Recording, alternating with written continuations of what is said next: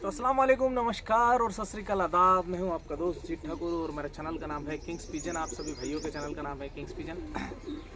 कई दिनों से मैं सोच रहा था कि कुछ नुस्खे आपसे शेयर करूं, पर मैं बेसिकली हमेशा उन्हीं नुस्खों को शेयर करता हूं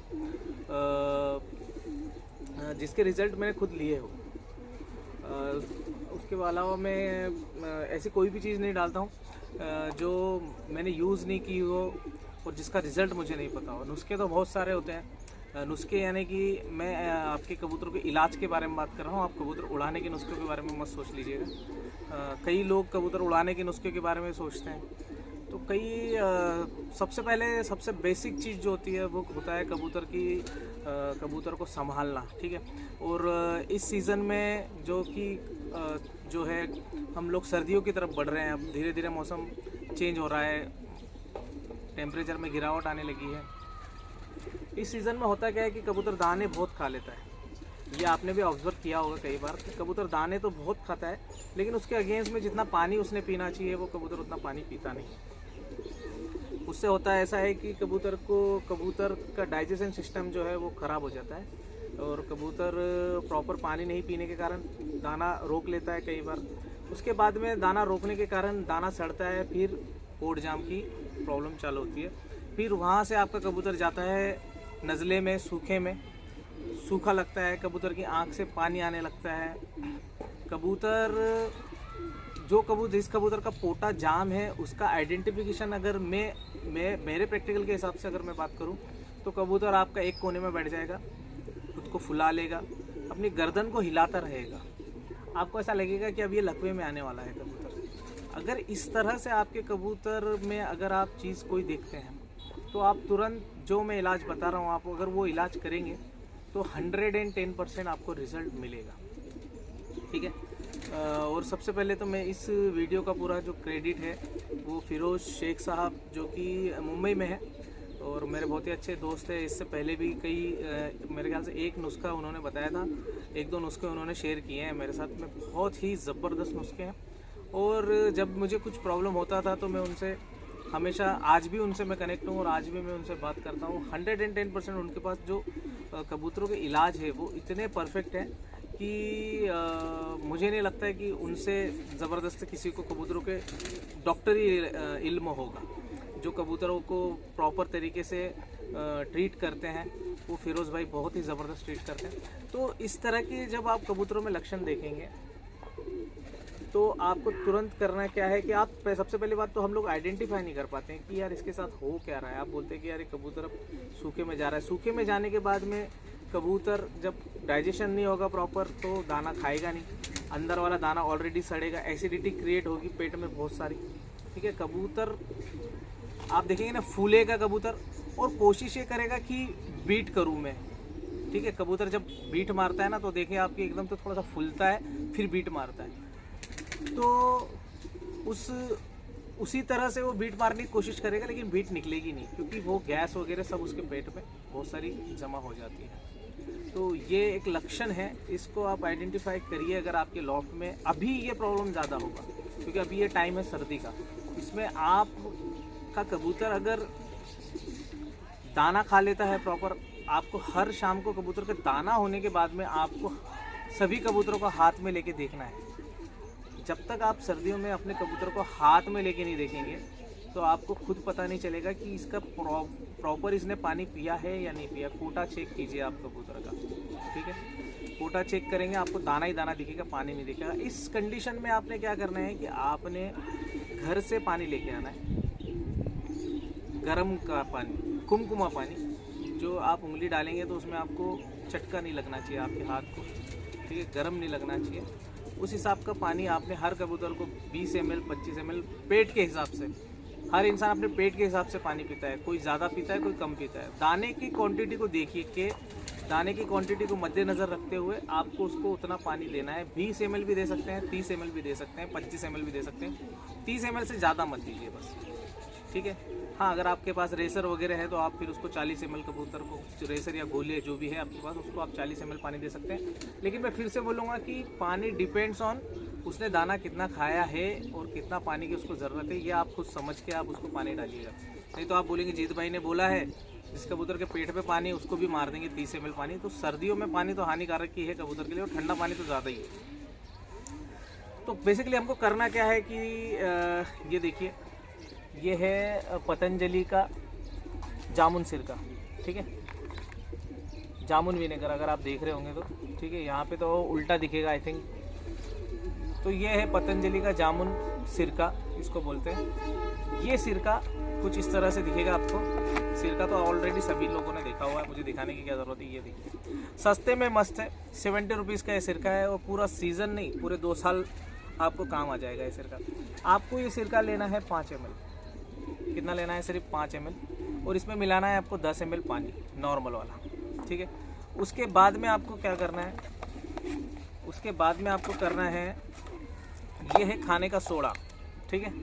ये भी नॉर्मली कहीं भी मिल जाएगा, मेरे पास टाटा शक्ति का लिया मैंने, 5 रुपये का पैकेट है सिर्फ। ये भी आपको पूरा सीज़न चल जाएगा। अगर कबूतर में ज़्यादा क्वांटिटी है आपके तो फिर आपको और लाना पड़ेगा। 5 ml जामुन सिरका, 10 ml सादा पानी, 1 चुटकी ये सोडा खाने का। 4 दिन का कोर्स है। अगर आप सुबह शाम डालते हैं तो बहुत ज़्यादा अच्छा है। दाना होने के बाद में कबूतर वैसे तो आपका दाना खाएगा नहीं अगर।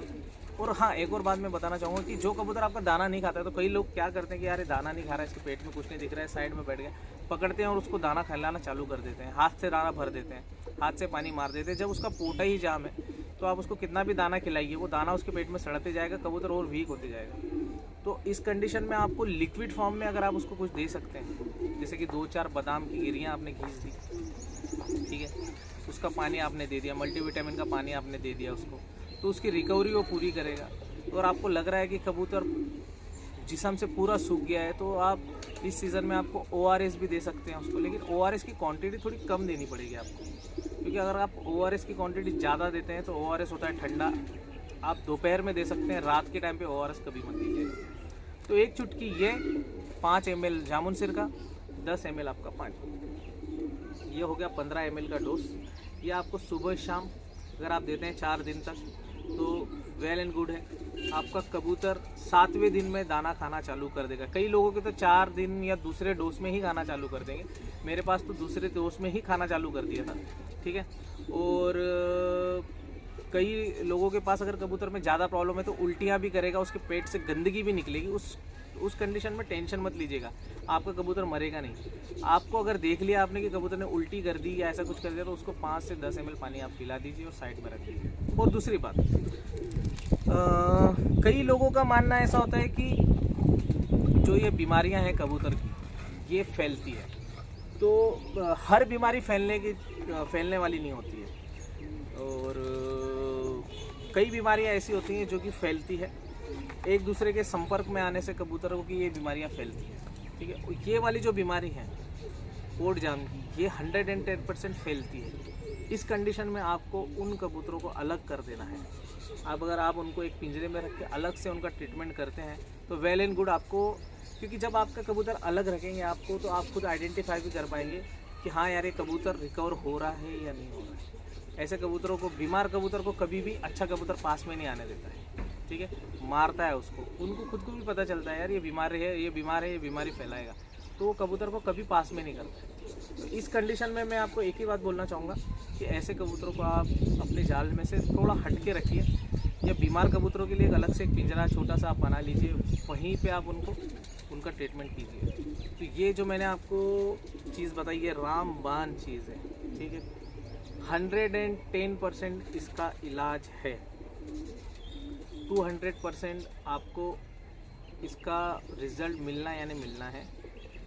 बस आप लोगों को कबूतरों में जो प्रॉब्लम्स हो रही है उसको आइडेंटिफिकेशन करना बहुत इम्पोर्टेंट है, ठीक है। स्टार्टिंग फेज़ में कहाँ से बीमारी आती है ये इम्पोर्टेंट है। एक और चीज़ मैं आपको बताना चाहूँगा कि इस मौसम में आप कबूतर अगर कहीं से लाते हैं तो उस कबूतर को सबसे पहले अंडर ऑब्जर्वेशन 7 दिन तक आप रखिए। सबसे पहले तो कबूतर को जब आप घर पे लाते हैं उसके पंजे धो लीजिए, अच्छे से बीठे लगी होती हैं दूसरों के जाल की जहाँ से आप लाते हैं, वो बीठे साफ कर लीजिए। कबूतर का पीछे का पोर्शन पूरा क्लियर कीजिए, कबूतर के चोंच साफ कर लीजिए, कबूतर की जो गर्दन है उसको उसको गीले कपड़े से पूरा साफ़ कर लीजिए। उसके बाद उसके पंख खोल के देखिए उसमें कीड़े तो नहीं हैं। अगर कीड़े हैं तो आप पाउडर भी यूज़ कर सकते हैं, ठीक है। मैं जो यूज़ करता हूँ वो भी बता देता हूँ आपको कौन सा पाउडर यूज़ करता हूँ। हाँ, तो पाउडर कई बार ऐसा होता है कि मैं तो बेसिकली कबूतरों के जो कीड़े निकालने होते हैं वो यहाँ पे टिकआउट बोल के एक चीज़ आती है जो आपको जानवरों को मेडिकल पे मिल जाएगी। आप बोलेंगे अगर टिक्स क्लीन करने के लिए अगर चाहिए मुझे तो मेडिकल वाला दे देगा। लेकिन कई बार ऐसा होता है कि उसकी क्वांटिटी हम अगर नहीं समझ पाए ना तो कबूतर के विंग्स जला देती है वो।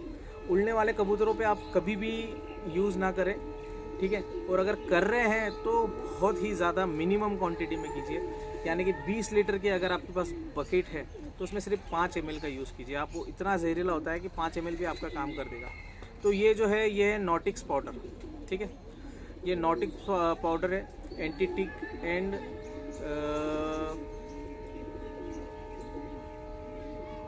एंड क्या लिखा हुआ है, FLEA, फ्लेया एंटीटिक पाउडर आप बोल सकते हैं इसको, ठीक है।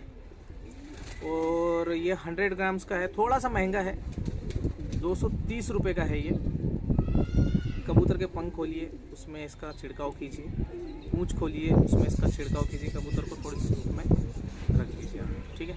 पूरे टिक्स जो है ऑटोमेटिकली गिर के क्लीन हो जाएंगे आपके कबूतर। ये जो आप टिक्स वाली चीज़ कर रहे हैं ये आपके पिंजरे के बाहर कीजिए आप, क्योंकि वही टिक्स जो है फिर वो दूसरे कबूतरों में ना चिपक जाए कहीं उड़ के निकल के बाहर, ठीक है। तो ये भी एक बहुत ही ज़बरदस्त चीज़ है।